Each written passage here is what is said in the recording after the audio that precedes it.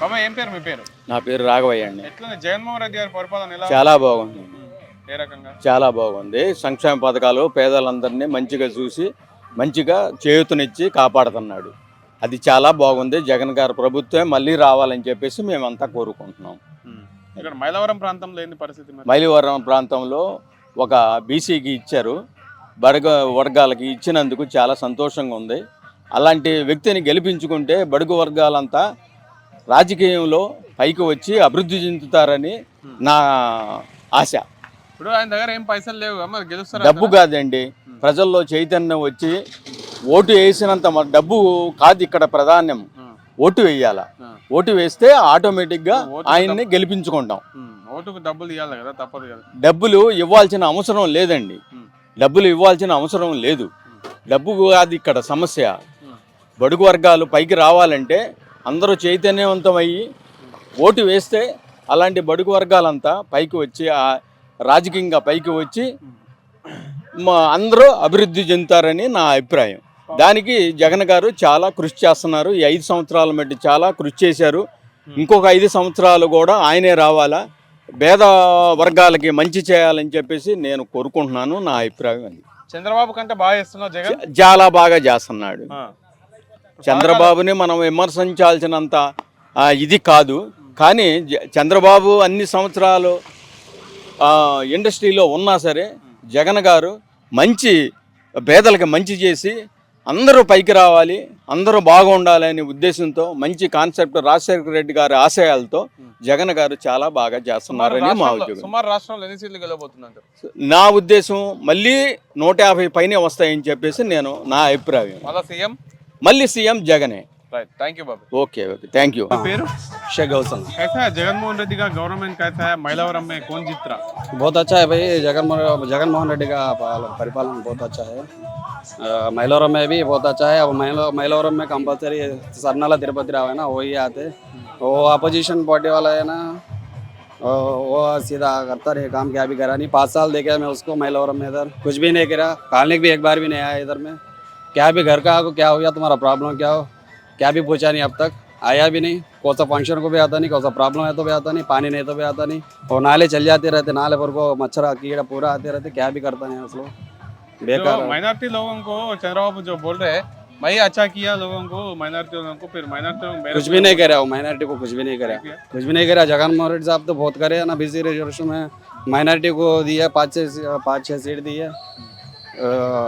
दुल्हन पथकम देते रहे, बहुत करे जगनमोहन रेड्डी. क्या अच्छा बहुत फिर आते? अब फिर आता कहाँ 100% आता. फिर कितना सीट जीतने का चांसेस है? 140-130 कंपलसरी कंफर्म. 140-130. हाँ, बाद टफ रहता थोड़ा, 10 टफ रहता बन के वो भी हमारे आते हैं. पवन कल्याण मालूम है? हाँ मालूम है. कौन है वो क्या सिनेमा करता ना, पिक्चर वो है ना, वैसा मालूम मेरे को. अब दूसरा उसमें मालूम नहीं. नारा लोकेश? हाँ मालूम है, वो चंद्रबाबू का बेटा है. एमएलए जीत रहा, डिप्टी सीएम बन रहा बोल के टाक हो रहा है ना, सीएम बन रहा. टाक होता लेके बनता नहीं वो. चांसेस नहीं है? नहीं चांसेस उसको. क्या है उसको, क्या भी आता, बात करना भी आता नहीं. स्कीम्स क्या क्या आ रहा है आपको? आ रहा कुछ भी स्कीम्स? किसके वयस राजशेखर रेड्डी परिपालन में सभी स्कीम आते, अम्मावड़ी आते, वैसा रसरा वयस चाहिए होता, ऑटो को और वो टाइलर को 5,000 डालता, जालरला को मच्छा पकड़ते उनको डालता, चाहिए होता 18,000 डालता. पूरा तिरुपति राव कभी भी है इधर कभी इधर भी फिरते रहते वो क्या करोड़पति नहीं, वो हमारे जैसा है. वो हमारे के कितने पैसे रहते, उनके पास भी उतने पैसे रहते. करोड़पति नहीं, मस्ती नहीं, नंबर 1 आदमी है वो. नंबर 1. అన్న మీ పేరు? నా పేరు సుకుందరావు అన్న. ఎక్కడ ఉంటారు? నేను ఇక్కడ వెలగలేరు. ఎట్లుంది మరి మైలవరం నియోజకవర్గంలో ఏ పార్టీ జెండా ఎగరబోతుంది అంటారు? మరి వాస్తవానికి ఎవరు న్యాయం చేశారు ప్రజలకు? ఎంత అభివృద్ధి జరిగింది ఏంటి? మైలవరం నియోజకవర్గంలో గడ్డ మీద జెండా ఎగరేసేది వైఎస్ఆర్సీపీ జెండానే. ఎందుకంటే మైలవరం నియోజకవర్గంలో జగనన్న గారు ప్రతి కుటుంబానికి ఎన్నో సంక్షేమ పథకాలు ఇచ్చాడు. డైరెక్ట్గా ఎవరితో సంబంధం లేకుండా, మధ్యలో దళారీ వ్యవస్థ కూడా లేకోకుండా, ఎటువంటి అవినీతికి తావు లేకుండా జగన్ గారు ఇచ్చేటువంటి ప్రతి పైసా కూడా పేదవాడికి చేరింది.